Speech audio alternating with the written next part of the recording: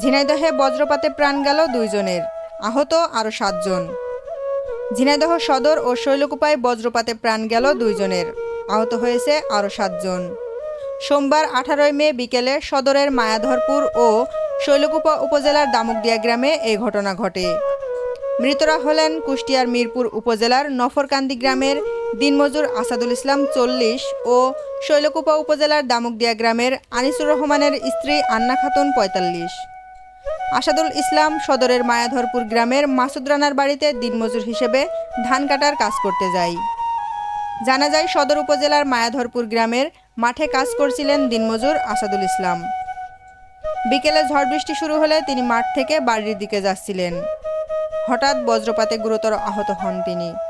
সেখান থেকে তাকে উদ্ধার করে ঝিনাইদহ সদর হাসপাতালে নিয়ে গেলে চিকিৎসক তাকে মৃত ঘোষণা করেন। অপরদিকে বিকেলে ঝড় শুরু হলে শৈলকুপার দামুকদিয়া গ্রামের আনিসুর রহমানের স্ত্রী আন্না খাতুন বাড়ির পাশের একটি আম বাগানে আম কুড়াতে যায়। সে সময় বজ্রপাতে তার মৃত্যু হয়। এছাড়াও ঝিনাইদহ সদরের নারিকেলবাড়িয়া ও শৈলকুপার বিভিন্ন এলাকায় বজ্রপাতে নারীসহ আহত হয়েছে আরও 7 জন। আহতদের উদ্ধার করে ঝিনাইদহ সদর হাসপাতাল ও শৈলকুপা উপজেলা স্বাস্থ্য কমপ্লেক্সে ভর্তি করা হয়েছে।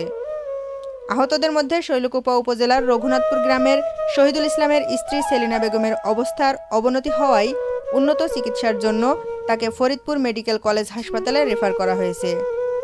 ঝিনাইদহের জেলা প্রশাসক নোমান হোসেন মৃত্যুর বিষয়টি নিশ্চিত করেছেন।